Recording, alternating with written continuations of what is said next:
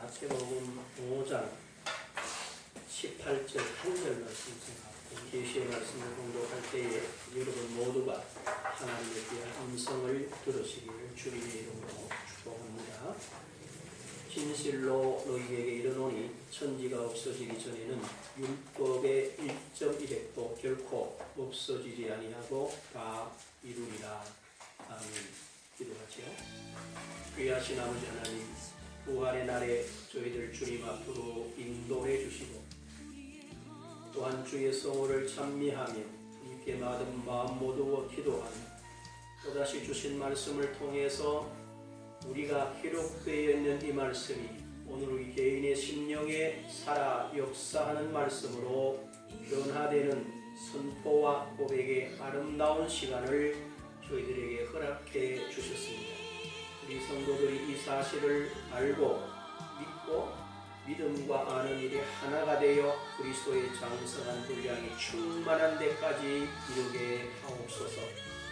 우리가 고백한 대로 아버지 지혜와 계시의 영을 저희들에게 주시며 우리의 마음의 눈을 여셔서 듣게 하시고 보게 하시고 깨닫게 하소서. 보좌에 함께 앉아있는 그 영광이 충만한 시간이 되게 하여 주옵소서. 이 시간 종의 입술을 지키시고 주의 원함을 온전히 정복해 하옵소서. 인도하실 주님을 찬송하오며 예수님 거룩하신 이름으로 기도합니다. 아멘. 제가 신앙생활을 하면서 또 삶을 살면서 가장 우리가 중요하게 생각해야 될 게 뭘까? 그리고 왜 신앙이라는 것이 때로는 이렇게 높이 올라가는 것 같고 때로는 또 이렇게 떨어지는 것 같은 그러한 느낌을 받느냐라고 하는 것에 대해서 많은 시간을 생각하고 또 제 삶에서 왜 그런 일이 일어날까? 그러면 이것이 일어나지 않고 늘 이렇게 최상의 위치에서 살아갈 수 있는 방법은 없는가? 성서는 뭐라고 말하는가를 생각을 해봤어요. 그 가운데 제가 느낀 게 바로 뭐냐면 이런 것입니다. 우리가 모든 일에서 첫째는 하나님의 말씀을 우리가 대할 때나 또 사람을 대할 때나 어떤 일을 대할 때나 어떤 문제가 있어서 그 관계를 풀어가야 되고 때로는 그 관계를 해결할 때 우리 중심에 있어야 될 중요한 게 뭐냐면 바로 나는 하나님의 자녀라는 사실. 그냥 왜 이렇게 하나님의 자녀 이렇게 말합니다. 거듭난, 그러니까 하나님의 성령이 내 안에 거하셔서 어떤 일을 당하든지 지난주에도 말씀을 드렸습니다만 내 안에 있는 분이 세상에 있는 자보다 크다라고 하는 그 사실로 말하는 하나님의 아들. 그러니까 하나님의 아들, 굉장한 의미가 있고 우리가 많이 생각해 봐야 될 주제입니다. 우리가 보통 이렇게 말하죠. 저도 그렇게 말을 하고 여러분도 그렇게 믿고 또 보통 그렇게 이야기를 합니다. 뭐라고 그래요? 하나님을 아버지라 부릅니다. 그런데 잘 한번 생각해 보셔야 합니다. 하나님이 아버지신데 그 하나님은 우리가 아는데 어떤 존재지요?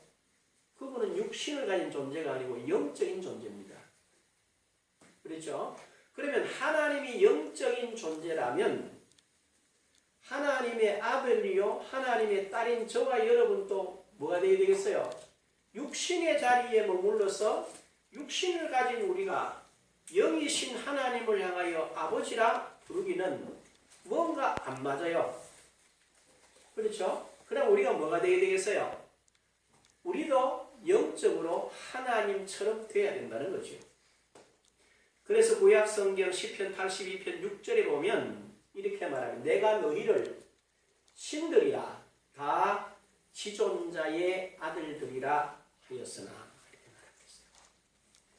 분명히 거기는 시편 82편 1절에서 1절과 6절을 보면 하나님께서 우리들을 향하여 신들이라고 말씀을 하시고 다 지존자의 아들이라 이렇게 말씀을 했다는 거예요. 이 말씀을 누가 이야기를 하느냐 하면 예수님께서 요한복음 10장 34절에 보게 되면 이렇게 인용하세요. 예수께서 또 이르시되 너희 율법에 내가 너희를 신들이라 하였으나 라고 말해요. 분명히 내가 너희들을 신들이라 하였으나. 그리고 또 말씀하시기를 하나님의 말씀을 받은 자들은 신들이라 하지 아니하였느냐라고 35절에 다시 말씀하세요. 그러면 성경은 분명히 저와 여러분들이 하나님의 말씀 그리고 하나님의 말씀 속에서 이르신 대로 우리가 성령이 우리 안에 거하심으로 우리가 하나님의 성전이 되고 그 다음에 그리스도 예수 안에서 새로운 피조물이 되어서 영이 어떤 모습으로 아담이 처음에 가졌던 그 모습보다 더 귀한 모습으로 분명히 거듭났다는 거죠. 그 안에서 모든 것을 생각하고 또 모든 것을 보고 듣고 말하고 행해야 한다는 거죠. 이 관계 속에 있지 않으면 우리는 쉽게 다운되는 마음이 있고 막 다시 육신으로 돌아가는. 제일 제가 이렇게 느낌이 어떤 느낌이 많으냐면요. 이제 여러분에게 계속 우리 주보에다 한 절씩 내고 일주일 내에 한번 묵상해 보십시오. 그리고 반드시 그렇게 하셔야 합니다. 이렇게 말하면서 제 자신이 이 말씀을 굉장히 많이 묵상하는 편이에요. 지금은 아침에 또 저녁에 평균 아마 하루에 오전에 새벽에 나오면 한 1시간 내지 1시간 반, 2시간 가까이 돼요. 또 저녁 시간에도 한 2시간 가까이. 기도보다는 말씀을 묵상하는 데 더 많은 시간을 들여요. 그런데 재미난 건 이렇습니다. 말씀을 묵상을 이렇게 하다가 어느 한 순간에 닦아가지고 시간이 좀 오래 가면요. 말씀을 탁 놓쳐버리고 내 자신에게로 싹 돌아가는 거야. 그러면 어떤 마음이 오느냐 갑자기 다운이 돼요.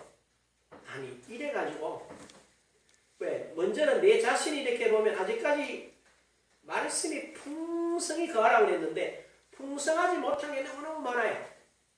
그래서 필요한 말씀이 떠올랐는데 한참 찾는. 그래서 좀 더 많이 해야 되겠다. 또 왜 이렇게 게으른가? 이런 생각을 할 때가 있어요. 그러면 끝없이 어딜 속으로 내 속으로 막 들어가요. 그러면 뭐가? 내 영이 다운되는 그런 기분을 느껴요. 그러면 어디로 돌아가는가? 빨리 내 감정으로 또 내 환경으로 내 주변 사람들로 또 내가 하는 이래가 전혀 힘을 얻고 하나님의 은총을 깨달아야 될 그 자리가 오히려 내가 굉장히 혼란스러운 그런 경험들이 많았어요. 그리고 날 때마다 이게 왜 이래? 이런 생각을 많이 했는데 어느 날 아침에도 그런 생각이 딱 드는 순간에 시편 19편 7절에 이런 표현이 있습니다. 여호와의 율법은 완전하여 영혼을 소성케 하고 이렇게 뭐라고? 그때부터 느끼니 하나님의 말씀을 가지고 그 말씀으로 계속 묵상하게 되면 영혼이 소성한다. 새로운 생명력이 있다. 그런데 그렇게 하는 중에 내 생각 가지고 다시 내 생각 속으로 들어가 버리면 이게 다운이 되더라는 거죠.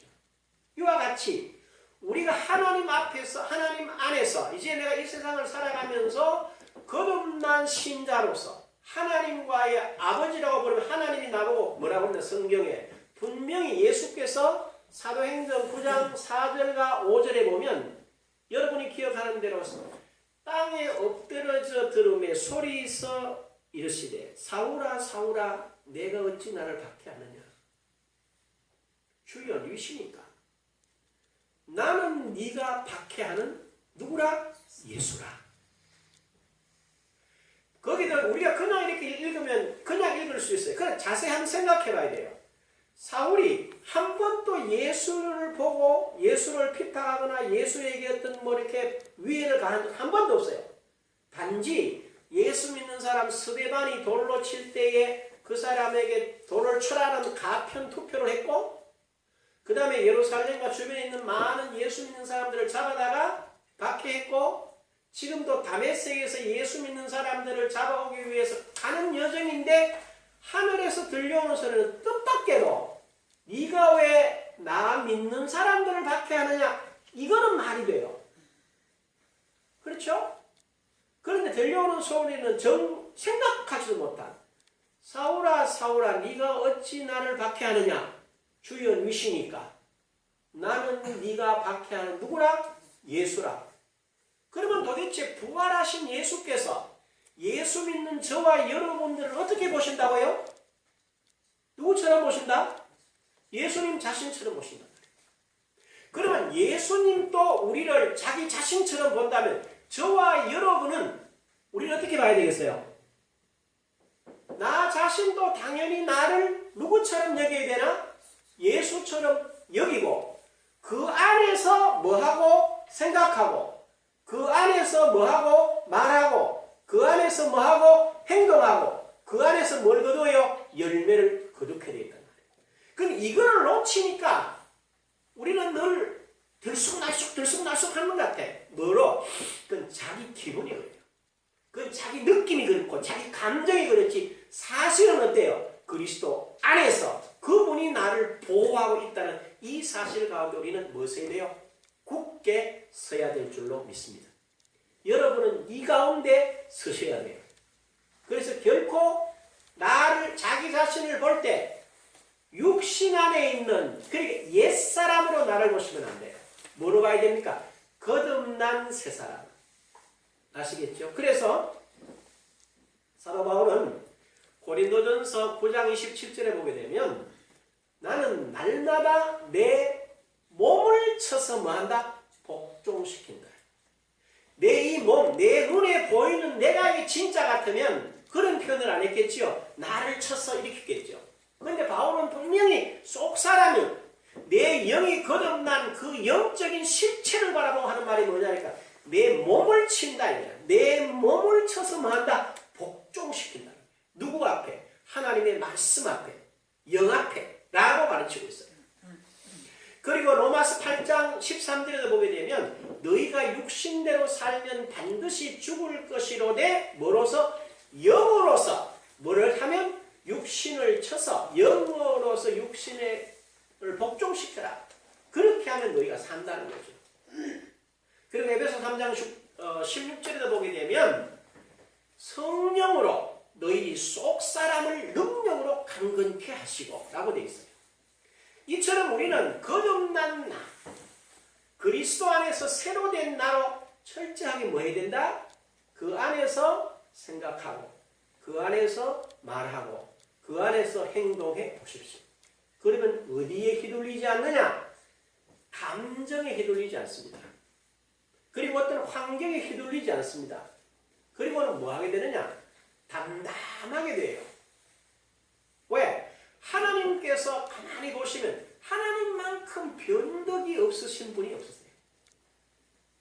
그분은 늘 동일하신, 그러면서 늘 그 동일하신 은총을 우리에게 베푸시는 모습을 우리가 늘 느끼고 있어요. 그럼 우리는 우리 감정이 기복이 심해가지고 막 달락달락해요. 내가 그러니까 너도 그렇다라는 거죠. 예를 들면 이런 경우가 있습니다. 제가 이렇게 여러분을 교회에 오거나 또 누구를 만나면 목사라서 말을 많이 해요. 그러면 집에 들어가면 말하기 싫거든요. 말을 많이 하면 말하기 싫다고 가만히 있어요. 여러분이 알다시피 가만히 있으면 제 인상이 어떻습니까? 이렇게 온화하고 보면 늘 이렇게 누가 봐도 아이고 참 기분 좋은 그런 인상이 아니거든. 내가 가만히 있으면 뭐라고 그래요? 성내는 사람 같아. 그래서 제가 지난번에 있은 교회에 어떤 목사님 모시고 있었는데 저랑 둘이 신방을 하면서 이런 이야기 했어요. 그때 제가 전도사 때인데, 김전사님, 예, 그랬더니. 전도사님하고 나하고는 꼭 하나 해야 될 게 있어. 뭔 말입니까? 그랬더니. 항상 어디 가서라도, 나도 잘 안 되지만 항상 웃어라. 이러더라고. 왜요? 이러더라고. 나도 그렇고 임전사를 가만 앉아있으면 성낸 것 같아. 근데 그래 생각하다가 뭐 했나?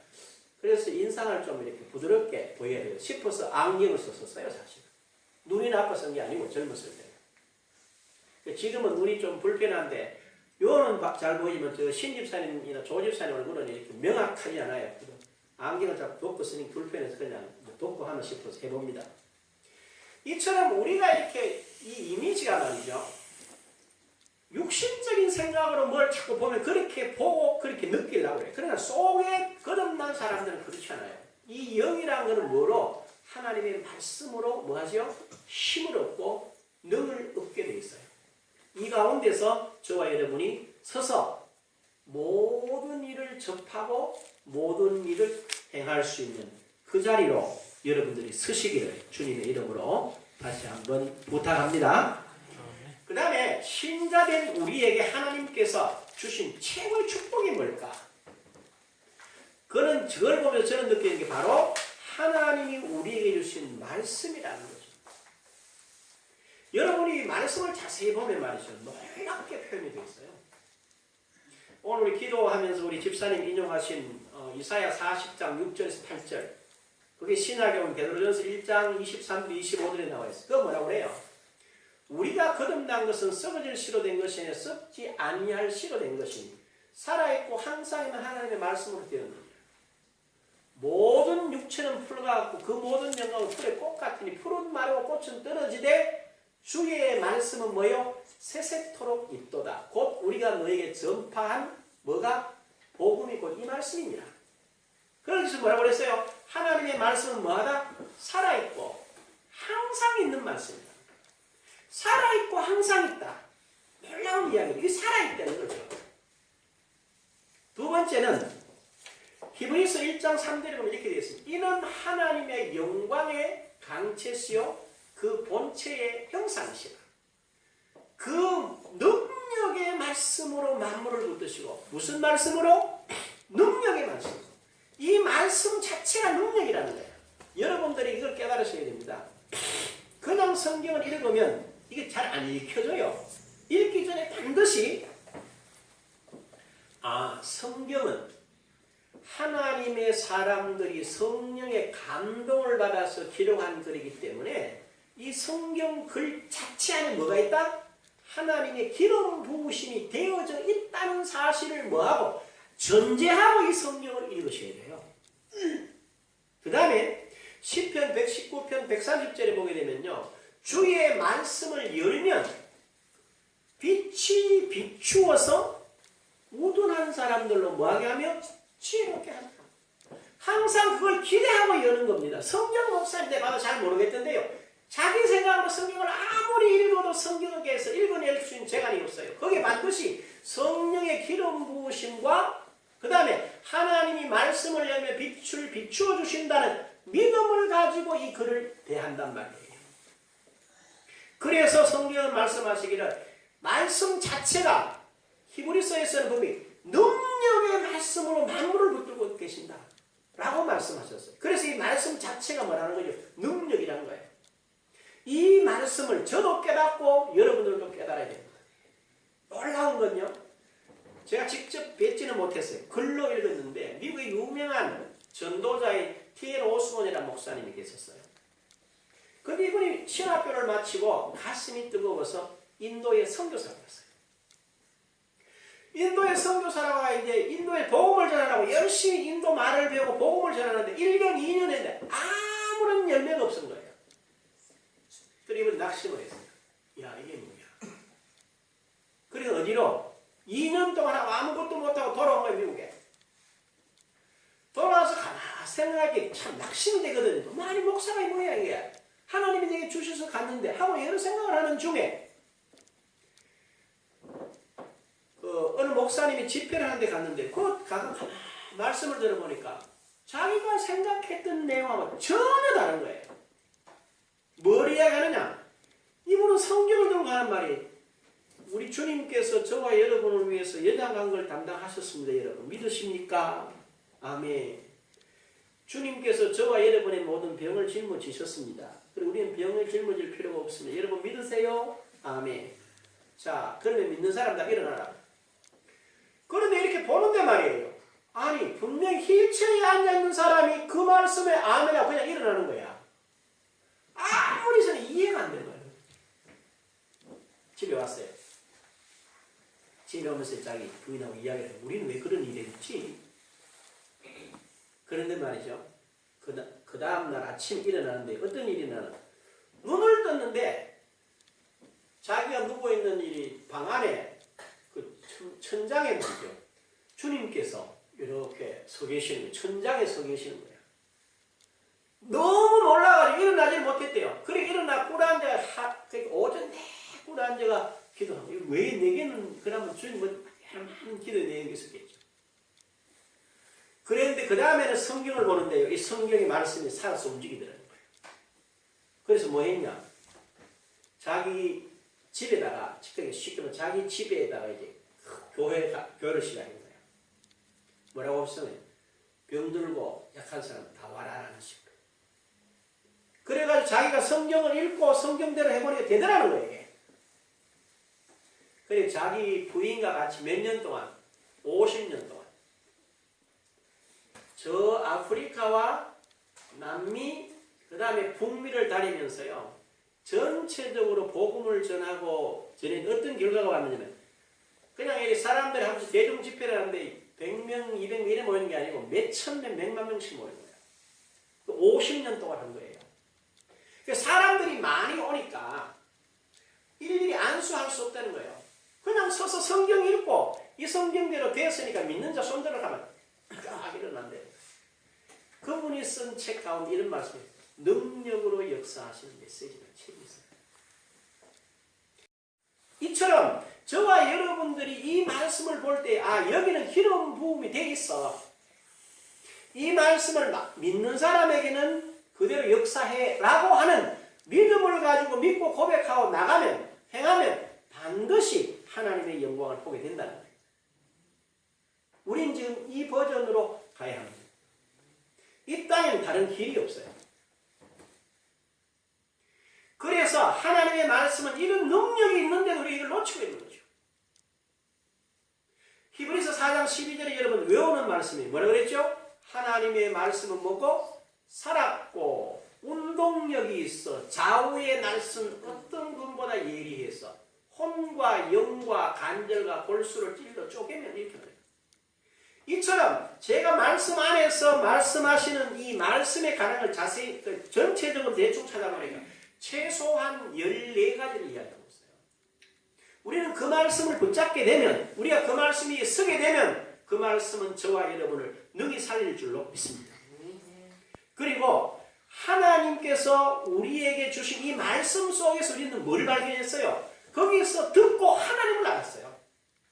하나님을 안 것 중에서 제일 귀한 게 뭐냐면 하나님은 한 번 약속하신 것은 어떤 경우에라도 반드시 지키신다는 사실입니다. 예를 들면 이런 이야기입니다. 여러분 창세기 3장 15절에 보게 되면요. 아담 하와가 범죄를 합니다. 그리고 하나님께서 하와에게 말씀하세요. 여자에게 뭐라고 그래요?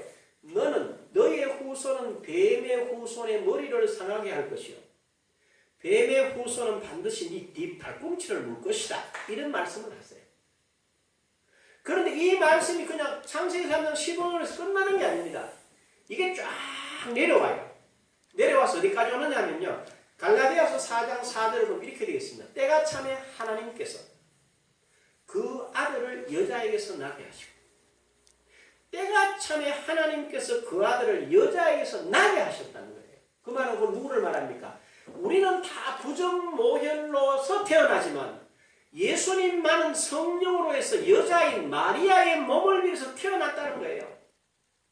태어나서 이분이 뭐가 됩니까? 이분이 바로 우리가 믿는 예수 그리스도 그분이 됩니다.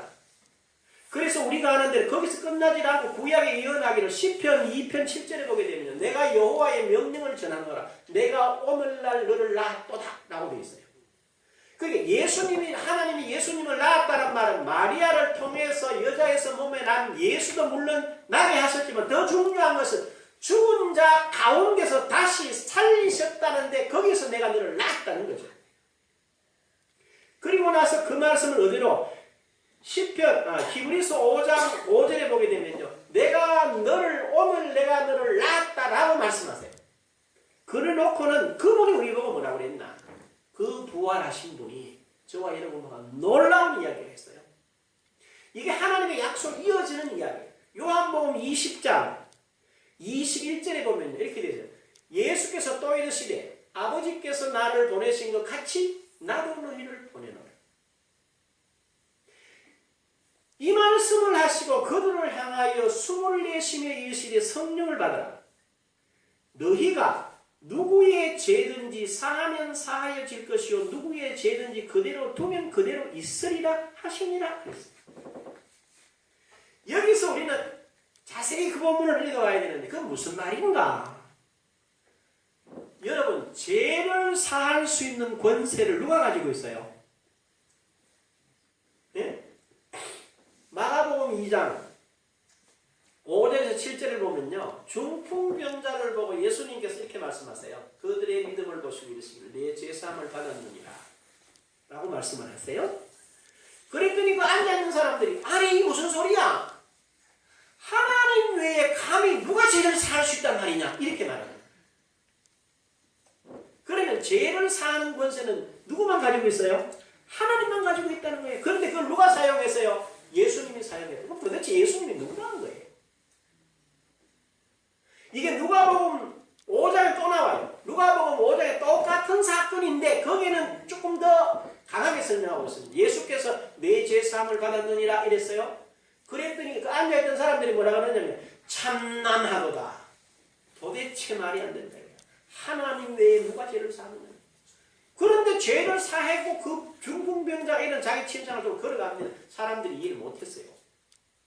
그 다음에 누가복음 7장에 보게 되면요, 죄 많은 여인이 어느 바리새인이 예수님을 초대했는데 그 집에 식사하러 들어갔더니 이 여자가 와서 자기 눈물로 예수님의 발을 씻기고 감람유를 예수님의 머리에 붓고 한단 말이에요. 그 예수님께서 이렇게 보고 하시는 말씀이 여자여 내 죄사함을 받았느니라 그랬어요. 같이 앉았던 사람이 똑같이 아니 하나님 외에 누가 죄를 사한단 말이냐 라고 의문을 가져요. 그렇게 배워져 그게 사실이었어요. 그런데 예수님은 이 땅에서 그 사실을 뛰어넘으신 내가 죄를 사한다. 그러면 여러분 한번 보라고요. 요한복음 20장 23절에 분명히 너희가 누구의 죄든지 사하면 사하여질 것이요 누구의 죄든지 그대로 두면 그대로 있으리라 이렇게 말했어요. 그러면 도대체 제자들은 누구며 오늘 예수 믿는 저와 여러분들이 지금 어떤 위치에 있다는 거예요? 예? 어떤 위치에 있어요? 성경대로 말하자면 예수님께서 하나님의 자리에 계셨던 것 같이 오늘 저와 여러분들을 누구 자리에 세워놨어요? 하나님 자리에 세워놨대요. 말씀이 이걸 저와 여러분에게 이야기를 합니다. 그러면 저는 저와 여러분 우리 생각을 내려놓고 세상 사람들이 말하는 생각을 내려놓고 어디로? 하나님이 말씀하시고 그 약속대로 우리가 그 자리에 서야 됩니다. 이 자리가 누구 자리 같아요? 바로 창세기 1장 26절, 27절, 28절에 하나님이 사람을 만들어서 모든 것들을 그들 손에 위임하신 것과 동일하게 오늘 그리스도 예수 안에서 거듭난 저와 여러분에게 바로 이 영광을 주시려고 그리스도를 보내신 줄로 제가 믿고 여러분이 믿으시죠. 이건 놀라운 이야기예요. 그리고 거기서 끝나질 않아요. 성령은 뭐라고 말씀하시는가?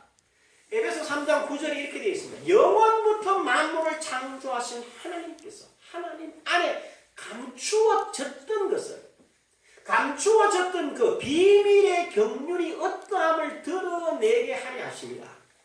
그래 놓고 이제 뭐라고 하는지 아세요? 한번 따라 하시랍니다. 이는 교회로 말미암아 하늘에 있는 자들에게 하늘에 있는 통치자들과 원세들에게 하나님의 각종 지혜를 알게 하려 하심이라. 잘 봐요. 이는 이제 교회로 말미암아. 교회가 누구를 말하나? 성도를 말해. 신자를 말해. 신자로 말미암아 하늘에 있는 통치자들과 권세들. 이 통치자와 권세들은 누구가 아니 하나님이 아니야. 누구를 말해? 사단의 세력, 어둠의 세력을 말해. 그들에게 하나님의 각종 지혜, 그들이 예수를 십자가에 못 박아 죽이면 끝날 줄 알았어요. 그런데 예수가 부활하심으로 말미암아 온 땅에 예수 믿는 모든 사람들이 누구와 같이 예수와 동일한 인물로 하나님이 만들어서 각처로 흩어서 온 세계를 구원하는 뭐로 쓴단 말이에요? 방편으로, 방법으로, 내용으로 쓰신다는 거예요. 성도에게 온 땅을 맡긴 그 영광을 알게 하셨다는 거예요. 이게 뭐란 말이죠? 하나님이 우리에게 하신 약속이에요. 약속. 오늘 우리가 그 약속을 믿고 뭡니까? 오직 성령을 쫓아 행하면 하나님의 이 모든 것이 우리 안에서 우리를 통하여 성취된다는 사실을 우리가 믿고 나갈 수 있기를 바랍니다. 그래서 오늘 본문 마태복음 5장 18절에는 주님께서 하신 말씀이 그 말이에요. 예수님께서 다시 한번 새로운 언약의 백성이 된 우리에게 하는 말이에요. 마태복음 5장 18절은 예수님 당시에 있는 사람들에게 말했지만 오늘 이 말씀은 우리를 보면요. 바로 예수 믿는 새 언약 안에서 새 피조물 된 저와 여러분들에게 다시 한번 확인하는 말씀이에요. 뭐라고 말씀하셨어요? 이렇게 되어 있습니다. 진실로 너희에게 이르노니 천지가 없어지기 전에는 율법의 1.1획도 결코 없어지지 아니하고 다 이루리라 이랬잖아요. 여기서 말하는 율법은 계명을 말하는 것보다는 오늘 우리는 이렇게 읽어야 됩니다. 진실로 너희에게 이르노니 천지가 없어지기 전에는 말씀의 1.1획도 결코 없어지지 아니하고 다 이루리라 라는 것입니다. 여기서 우리에게 주신, 그러니까 신자라고 하는 저와 거듭난 신자들에게 주신 모든 말씀은 뭐요? 1.1획도 뭐하지 않고 떨어지지 않고 1.1획도 뭐요? 없어지지 아니하고 결코 없어지지 않는다. 결코라는 뜻이 뭡니까? 어떤 일이 있어도 절대로 이루어진다. 다 이루어진다는 거죠. 오늘 이 사실을 저와 여러분들이 다시 한번 확인해요. 1.1획도 결코 없어지지 않고 다 이루리라. 그러면 저와 여러분들이 뭘 가지고 있어야 되겠어요? 하나님께서 저와 여러분에게 약속하신 그 말씀이 있어야 내 속에 이루어질 거 아닙니까? 내가 씨가 없는데 이루어질 게 없잖아요. 안 뿌린 씨를 어떻게 할 수가 없어요. 그럼 우리는 뭐 해야 되느냐? 이 말씀이 굳게 써야 합니다. 이제는 그리스도 예수 안에 있는 저와 여러분들에게는 하나님의 약속의 말씀은 1.1획도 결코 없어지지 아니하고 다 이룬다. 그렇다면 제 속에 여러분 속에 뭘 가지고 있어야 됩니까? 하나님의 말씀을 가지고 있어야 됩니다. 무슨 말씀을 가질 것이냐. 그래서 골로새 2장 6절에서 7절에 이렇게 되어 있습니다. 그러므로 너희가 그리스도 예수를 주로 받았으니 그 안에서 행하되. 그 안에 뭐요? 그 안에 뿌리를 박으며 세움을 입어 교훈을 받은 대로 믿음에 굳게 서서 감사함을 넘치게 하라.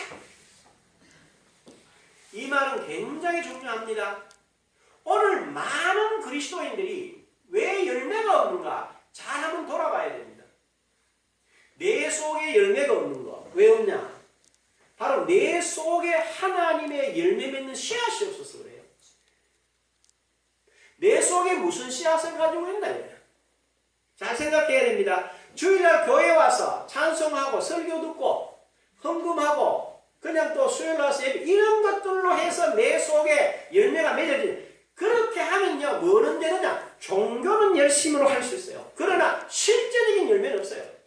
왜? 여러분들이 경험적으로 압니다. 제가 지금 열심히 30분 40분 설교하지만 여러분들이 대부분 다 집으로 가시면서 또 마치고 점심 먹고 2부 예배 드리지만은 우리가 주일날 받은 말씀을 여러분 심령마다 심어놓고 야 지난주에는 목사님이 오직 성령 내 속에 그분이 계신다는 한 주간을 살면서 성령님 같이 가시죠. 성령님 모시고 성령님 인도받고 성령님으로 위로받고 성령님의 가르침을 하고 이런 삶들을 살면서 그 씨앗이 있어야 되는데 나가면서 다 잊어버린다 이 말이에요. 그러면 씨앗이 뭐가 돼요? 뿌리를 못 내려요. 우리가 알지 않습니까? 주님께서 가르치신 비유장 특별히 씨 뿌리는 비유 이런 내용이 있어요. 사람이 나가서 씨를 뿌리는데 씨앗이 왜 떨어지더라? 길가에 떨어지고 또 어디 떨어져? 돌밭에 떨어지고 또 가시밭에 떨어지고 그 다음에 복토에 떨어지더라. 설명하세요. 가시밭이라고 하는 것은, 길가밭이라고 하는 것은 말씀을 듣되 깨닫지 못하면 악한 자가 와서 즉시 빼앗아 버린다. 그러면 잘 생각해 봐야 됩니다. 제가 말씀을 전하고 여러분이 말씀을 듣는 이 자리에 하나님의 성령도 역사하지만 누구도요? 마귀도 와서 여러분이 깨닫지 못하도록, 듣지 못하도록 방해하면서 못 깨닫는 즉시로 씨앗을 먹어버린다는 거야. 빼앗아 버린대. 그러면 여러분 10년밭에 심겨질 씨앗이 없잖아요. 그 다음에 벌짝밭은 뭐라고 그랬어요? 듣고 맞구나. 극하다. 조금만 환란이 일어나면, 조금만 어려움만 생기면 내버려 버린다는 거야. 그래서 씨앗이 못 자란대. 가시밭은요, 맞아 하고 따라는 가는데 세상의 염려와 재리의 유혹이 와서 결국엔 뭐 하지 못하게 한다? 결실치 못하게 한다. 이렇게 하면 여러분 마음에 맞아, 저건 내 마음이야, 이렇게 생각을 해요. 그럼 바보 같은 생각을 하면 안 돼요. 그 다음 옥토밭이래. 옥토는 뭐라고 그랬어요? 떨어져서 30배, 60배, 100배를 걷는다는 거예요. 그러면 옥토라는 밭이 있나? 여러분, 옥토라는 밭이 있다고 생각해, 사람들이. 바보같이. 세상에 옥토라는 밭은 없어요. 어떻게 할 때? 열심히 가꾸고 이렇게 걸음을 주고 밭을 풍성하게 해야 옥토가 되지. 좋은 옥토밭이라고 해요. 예를 들어서 수성 이렇게 몸 밑에 좋은 논이 많아요. 그래, 지금 옥토라 그냥 한번 버려두고 보십시오. 1년, 2년, 3년만 가면요, 오만 잡초 씨앗이 다 떨어져가 지금씩 완전히 묵밭으로 변해버려요. 그걸 보고 생각해야 되는 거죠. 그래서 오늘 제 심령밭에, 여러분 심령밭에 어떤 씨앗이 떨어져 있나 한번 보셔야 돼요. 그래서 이 바울의 말, 골로새 교인들이 하는 말이 굉장히 중요하죠. 그 안에 뿌리를 박으면. 뿌리를 박으려면 제일 먼저 뭐가 필요합니까? 씨앗이 필요합니다. 씨앗만 내리면 그냥 뿌리가 내립니까? 그렇지 않으면 씨앗이 썩어야 뿌리가 내립니다. 그 다음에 뭐 필요해요? 뿌리를 내리면 거기서 싹이 납니다. 싹이 나면 다시 줄기가 나죠. 줄기가 나면 잎이 나고 가지가 생겨요. 그리고 거기 꽃이 피고 거기 열매가 맺어요. 그리고 추수 때까지 가야 돼. 그래야 거둘 수 있어요. 육신이 그렇다면 영적인 것도 똑같습니다. 성경은 그래, 제가 이런 이야기 하는 거예요. 목사님, 제가 성경을 많이 아는데 많고, 지식적으로 네가 아는 거 그거 말고 내가 정말로 마음에, 잠언 24장 2절에 보면요, 각 방은 지식들로 가득, 지식의 귀한 아름다움으로 가득 채우라는 거예요. 그 여러분 심령밭에 말이에요. 나는 치유에 관한 거, 복음 전도에 관한 거, 사랑에 관한 거, 성경에 관한 거, 봉사에 관한 것, 헌신에 관한 것, 충성에 관한 것, 세계 선교에 관한 것, 여러 내용의 방들에다가 하나님의 말씀을 가득 채워놓으시라는 거예요. 그래서 이제 때를 따라서 그것들 가지고 여러분이 그걸 가지고 말씀을 가지고 이 땅에서 승리할 수밖에 없도록 만들어놨다는 거예요. 그런데 우리 심령밭에 그게 뭐예요? 씨앗이 없단 말이에요. 제가 지금 드린 그런 말씀의 씨앗을 여러분이 붙잡고 살아야 될 씨앗, 내 가는 길에, 내 가는 발에 등이 되고 빛이 되어야 될 말씀이 있어야 된다는 거죠. 그리고 그 말씀을 따라가야 된다는 거예요. 이 부분을 여러분들이 확실히 해야 돼요. 그래서 뭐 하지요? 교훈을 받습니다. 그렇게 하면 저절로 교훈이 생겨요.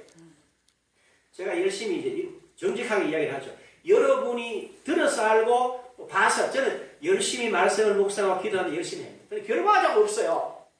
그래서 왜 결과가 없습니까? 그 제보고 이렇게 말했어요. 제가 지금 들은 이 골로새 2장 6절 7절 끝에 내용을 그랬어요. 교훈을 받은 대로 믿음의 국에서 감사함을 넘치게, 너는 앞으로 입에서 감사를 끝나지, 그 감사를 끊어지지 않도록 감사해라. 나머지는 주님이 역사하십니다. 전도가 안 되잖아요, 지금. 나가는데 열심히. 전도가 왜 안 되면 하면 된다니까. 예? 하면 돼. 근데 소금을 많이 써야 돼. 하면 된대요. 그러고 그랬어요. 계시록 12장 11절을 주시면서 뭐라고 그랬냐. 또 이렇게 되어 있습니다.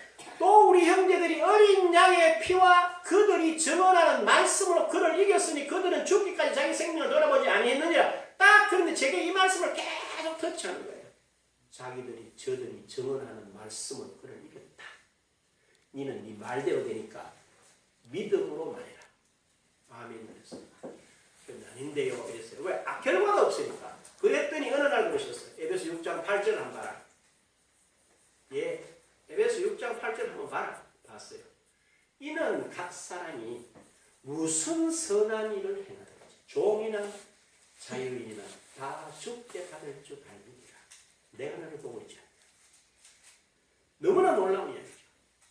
오늘 바로 저와 여러분들이요 교훈을 받은 대로 어디 있어요? 믿음에 굳게 쓰십시오. 왜? 하나님의 말씀은 뭐라고 그랬어요? 율법이 아니에요. 여기는 진실로 너희에게 이르노니 천지가 없어지기 전에는 말씀의 1.1핵도 결코 없어지지 아니하고 다 이루리라 하신 그 말씀의 씨를 여러분의 심령에 뿌리고 그 심령을 가꾸어서 정말 오고 오는 세대에 믿음의 사람으로 믿음의 조상으로 남는 복된 길을 가는 저와 여러분들이 될 수 있기를 주님의 이름으로 축복합니다. 기도하십시오.